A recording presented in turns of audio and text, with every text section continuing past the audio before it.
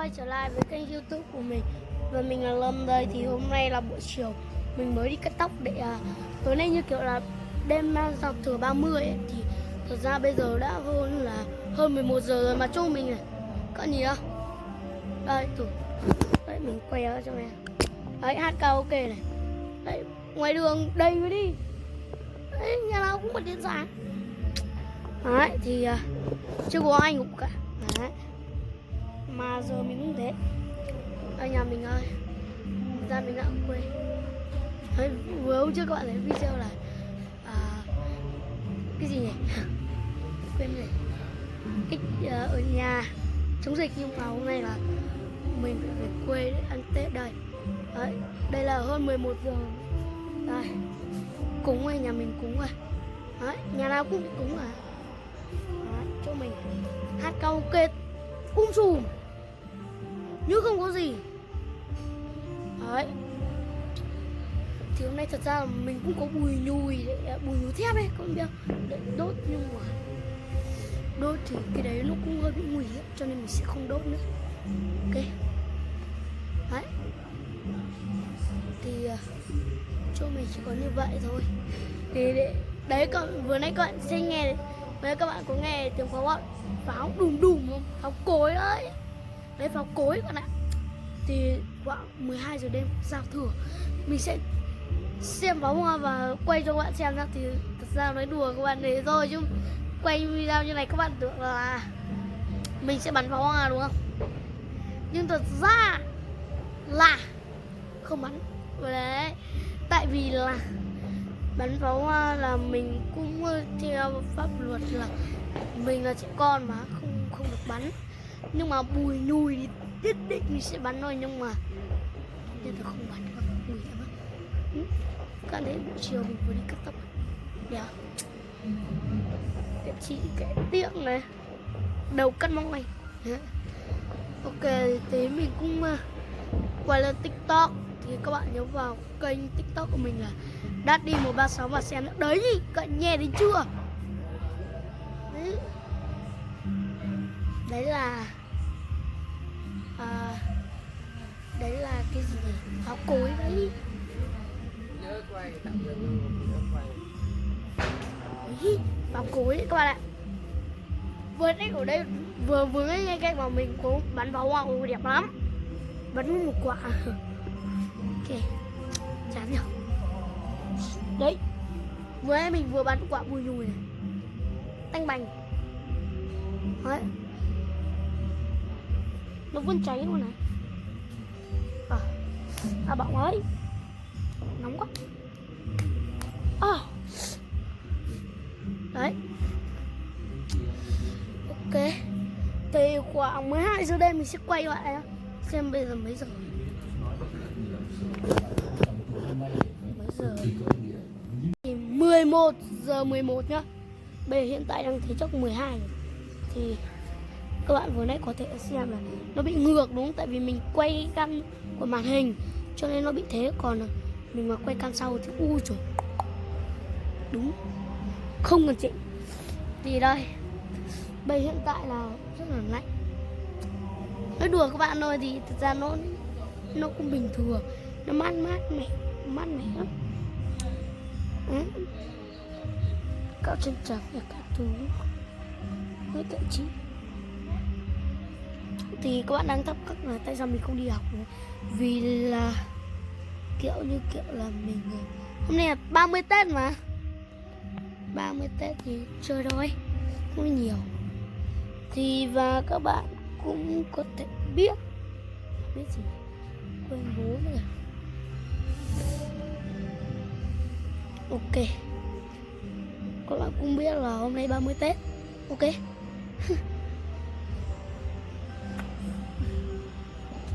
Lâu quá chả bắn pháo hoa quá. Thôi ok, mình sẽ tạm dừng video và 00 giờ vậy 00 mình sẽ cho các bạn xem bắn pháo hoa nhé. Còn bây giờ thì tạm biệt và chờ đến 12 giờ thôi. Bye bye. Nhớ đăng ký kênh rồi nhé. Ok, thì Thì hẹn gặp lại các bạn vào 12 giờ đêm. PC. Bây giờ đã là 11 giờ 45 hay 40 mấy gì đấy. Vẫn làm gì. Thì tí nữa là mình sẽ lên chỗ trên tít trên tầng 3 kia kìa. Đấy. Rồi mình sẽ xem. Gió hơi lớn cận, thông cảm nha. Chắc bây giờ nghe đang phấn phật đúng không? Tại vì mình đang rất là vui. Tại vì là bắn đấy, pháo cối đầy. Thì mình đang rất là háo hức. Vẫn chưa có nhà nào ngủ. Ok, bây giờ mình sẽ đi dọc quay cho bạn xem đường nữa. Đấy, kinh lắm. Ok, bây giờ mình sẽ quay ngược camera lại nhá. Đấy, chỗ mình đây. Các bạn nhìn thấy chưa? Từ đường. Đấy, chưa có ai ngủ nha. Và đó có mấy nhà đóng cửa.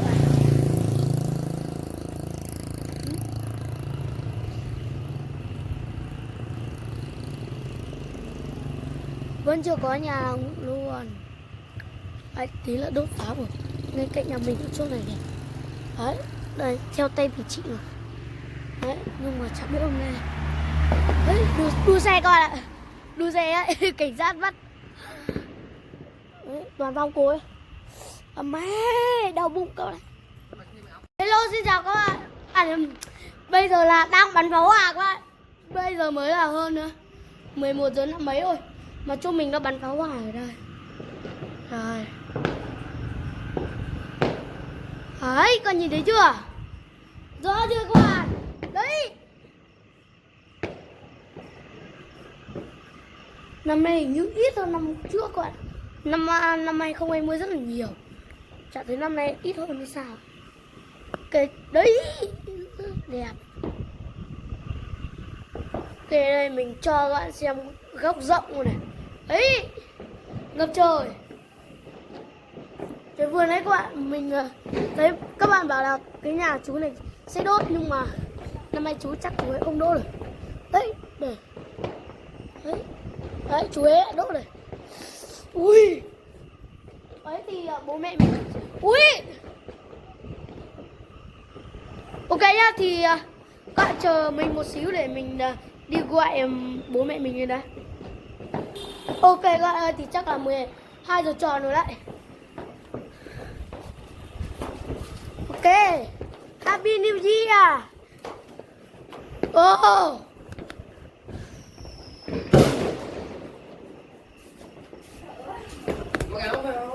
Không. Mấy gì? Các điện đi lên nhà này.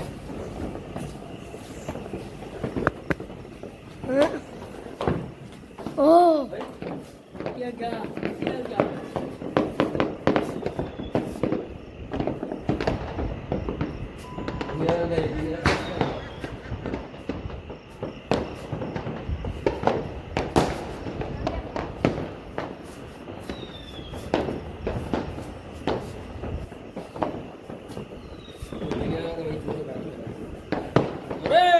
Bắn ra chú ơi.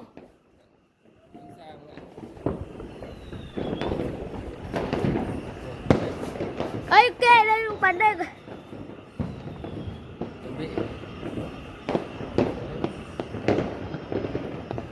Sao bắn đến nơi rồi đây? Kìa bắn nhiều quá kìa. Đấy, bắt đầu ấy. Ấy. Con phải quay ra trước chờ cho nó kìa.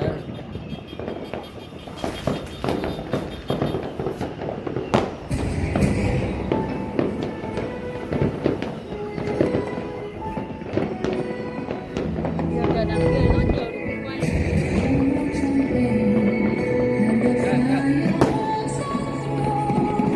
Chả biết tai nhạc này có bị bản quyền không các bạn ạ? Wow. Lên đi luôn. Chúc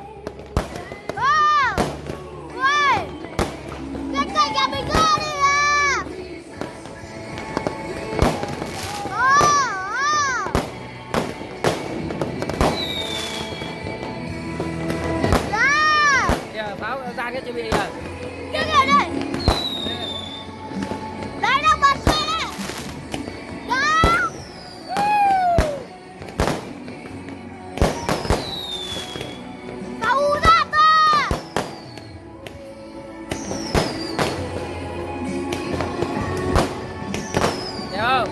Đi à? Quê mình có thế chứ.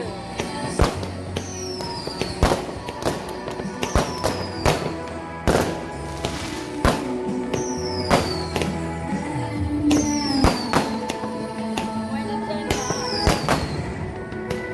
Ôi rất là khiên. Khiên thôi đi. Yeah.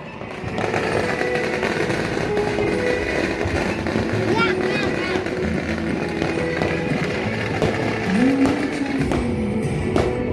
Nhiều thế đây.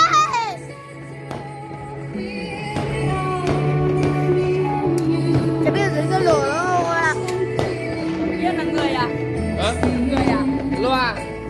Kia cơ mà. Đánh thằng Hùng với thằng Sơn. Yeah. Dừng lại đi à. Nhà bên nhau. Kia kia đang nhiều nhiều. Dừng lại, ơi.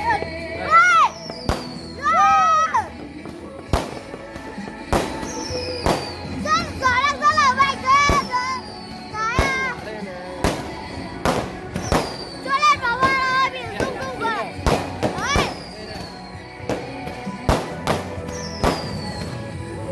Đấy, cách cách nhà mình luôn.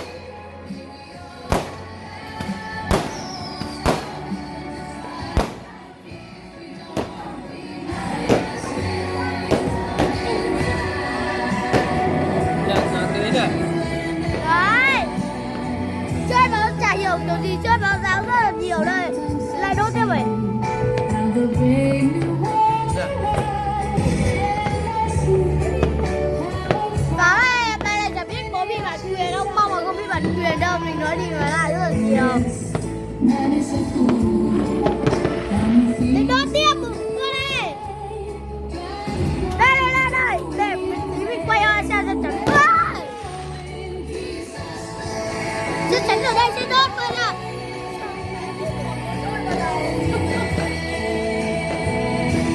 Dạ, thế còn ạ. Ở chỗ này khu vực này rất là nhiều.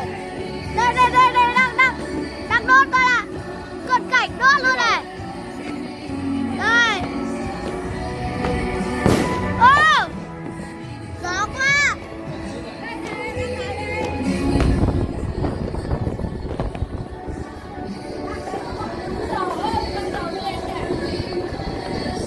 Đấy.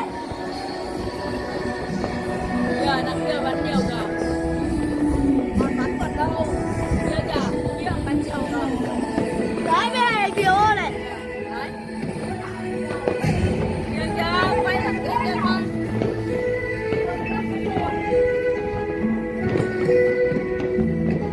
Chả hiểu kiểu gì năm nay em bắn rất là nhiều. Thế mà mới đầu video mình cứ tưởng bắn ít thôi. Dạ, dạ, dạ.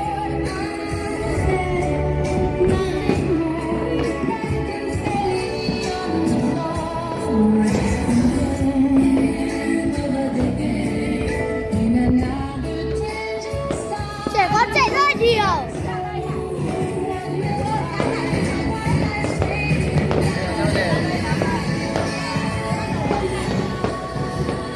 Đấy, nó sắc màu.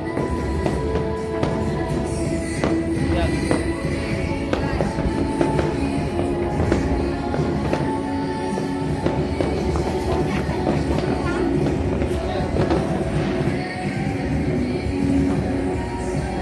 Đấy. Góc rộng.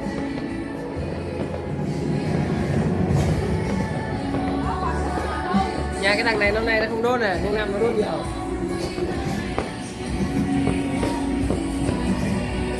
Con nó sẽ bùi chùi vậy. Thế rồi. Cái thằng đây là nó đốt phát là 2 triệu, này nó 2 triệu, nó kêu nó 1 triệu. Kia nó ra là nó đốt. Kìa, mấy nhà kia à? Nhưng mà một quả đấy bao nhiêu tiền bố? Mỗi một dàn như này là hết 1 triệu. Nhà kia chắc mất hơn triệu rồi, hơn 10 triệu. Hay để con xuống con đốt mùi gì? Vâng. Sao?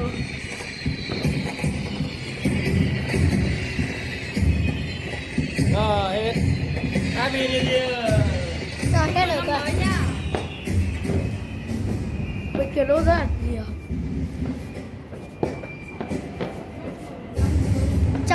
một dàn chắc 1 triệu.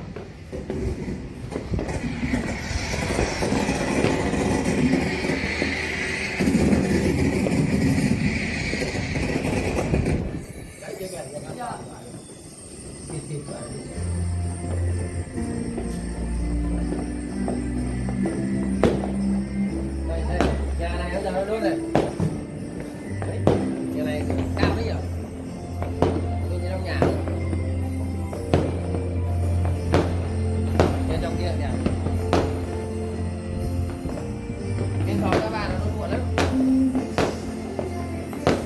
Ơ, bố ơi, gia đình bây giờ đang ta lại bật Noel. Thế là Tết của Noel là được rồi.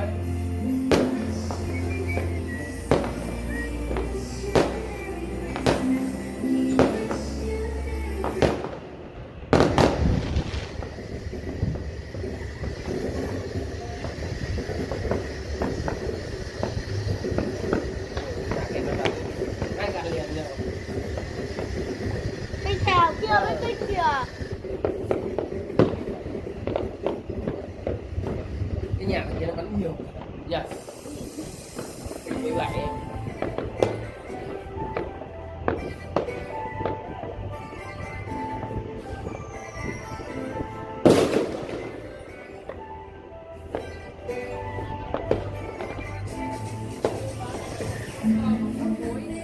Đó, Nam thì nó đốt đất đèn nó rung nhà. Đất đèn. Hôm nay phố này đúng đi.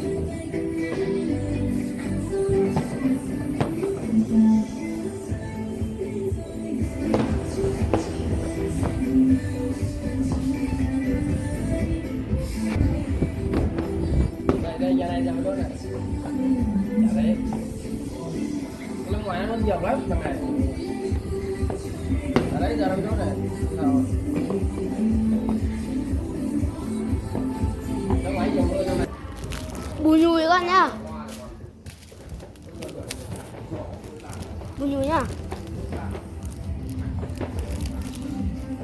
Đầu video bảo không đốt, bè vẫn đốt. Liều. Chờ mình một tí để bây giờ mình sẽ đi châm cái lửa.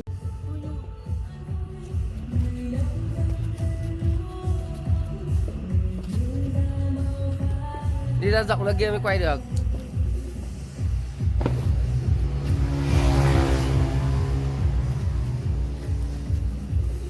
Mạnh nữa vào thì nó mới tung.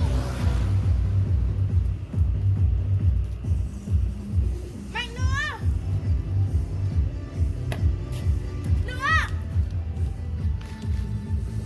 Vẫn còn. Còn nhiều. Quay mạnh nữa vào. Nữa. Hết rồi. Rồi, hết rồi. Chúng ta về các bạn.